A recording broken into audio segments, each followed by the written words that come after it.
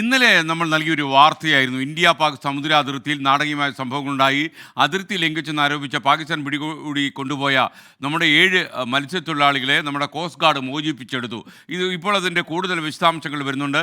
മത്സ്യത്തൊഴിലാളികളെ പിടികൂടി പാകിസ്ഥാനിലേക്ക് കൊണ്ടുപോകാൻ ശ്രമിച്ച പാക് മാരിടൈം സെക്യൂരിറ്റി ഷിപ്പ് നുസ്രത്തിനെ കോസ്റ്റ് ഗാർഡ് വളഞ്ഞു പിടിച്ച് ഈ തൊഴിലാളികളെ ഏതാണ്ട് സാഹസികമായി തന്നെ മോചിപ്പിച്ചെടുത്തു എന്നാണ് വിവരം. അതിൻ്റെ കൂടുതൽ വിശദാംശങ്ങൾ പുറത്തു വന്നു തുടങ്ങി.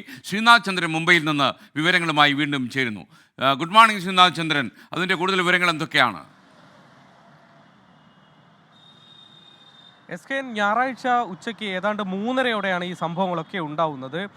ഒരു മത്സ്യബന്ധന ബോട്ടിൽ നിന്ന് ചില വിവരങ്ങൾ കോസ്റ്റ് ഗാർഡിന് ആദ്യം ലഭിക്കുകയായിരുന്നു. അതിൽ അവർ നൽകിയ വിവരം അടിസ്ഥാനപ്പെടുത്തി കാലഭൈരവ എന്നൊരു മത്സ്യബന്ധന ബോട്ടിനെ പാകിസ്ഥാൻ കപ്പലെത്തി പിടികൂടി കൊണ്ടുപോയിട്ടുണ്ട് എന്നതായിരുന്നു കോസ്റ്റ് ഗാർഡിന് ആദ്യം ലഭിച്ച വിവരം.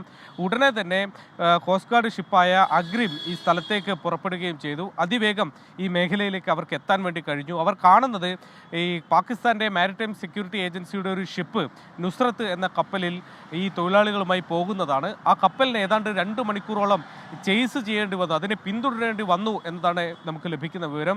അതായത് ആദ്യഘട്ടത്തിൽ കപ്പലിനോട് അവിടെ നിൽക്കാനും മത്സ്യത്തൊഴിലാളികളെ വിട്ടു നൽകാനും കോസ്റ്റ് ഗാർഡ് ആവശ്യപ്പെട്ടെങ്കിലും അതിന് കൂട്ടാകാതെ അവർ പാകിസ്ഥാനിലേക്ക് മടങ്ങാനുള്ള ശ്രമം നടത്തിയിരുന്നു എന്നതാണ് മനസ്സിലാക്കേണ്ടത്. ഏതാണ്ട് 2 മണിക്കൂറോളം അവർക്ക് പുറകെ പോയി അവരെ വളഞ്ഞിട്ട് പിടിക്കേണ്ടി വന്നു മത്സ്യത്തൊഴിലാളികളെ മോചിപ്പിക്കാൻ എന്നതാണ് നമുക്ക് ലഭിക്കുന്ന വിവരം. അങ്ങനെ ഇന്ത്യൻ കോസ്റ്റ് ഗാർഡിൻ്റെ ഒരു സമാനതകളില്ലാത്ത സമീപകാലത്ത് ഇത്തരമൊരു നാടകീയ സംഭവങ്ങളൊന്നും ഇന്ത്യക്കും പാകിസ്ഥാനും ഇടയിൽ കടൽ ഭാഗത്ത് ഉണ്ടായിട്ടില്ല എന്നതാണ് യാഥാർത്ഥ്യം. അങ്ങനെ ഒരു സാഹചര്യത്തിലേക്ക് കാര്യങ്ങൾ എത്തി. ഇന്ത്യൻ കോസ്റ്റ് ഗാർഡിൻ്റെ നിർബന്ധപൂർവ്വം അവർ മത്സ്യത്തൊഴിലാളികൾ വിട്ടുതരാതെ പുറകോട്ടില്ല എന്ന ശക്തമായ നിലപാട് സ്വീകരിച്ചു എന്നതാണ് മനസ്സിലാക്കേണ്ടത്. അങ്ങനെയാണ് 7 മത്സ്യത്തൊഴിലാളികളെയും പാകിസ്ഥാൻ വിട്ടു നൽകാൻ തയ്യാറായത്.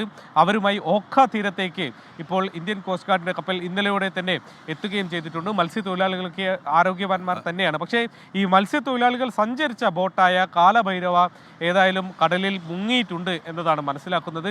അത് ഏത് സാഹചര്യത്തിലാണ് തകർന്ന് കടലിനടിയിലേക്ക് പോകുന്നത് എന്ന കാര്യം അറിയേണ്ടതുണ്ട്. എങ്ങനെയാണ് ഈ സംഭവങ്ങളൊക്കെ ഉണ്ടായത് എന്നതിനെക്കുറിച്ച് ഇപ്പോൾ കോസ്റ്റ് ഗാർഡ് ഒരു അന്വേഷണം നടത്തുന്നുണ്ട്. ഗുജറാത്ത് ഇന്റലിജൻസ് ഏജൻസിയുമായി ചേർന്നാണ് ഈ അന്വേഷണം നടക്കുന്നത്.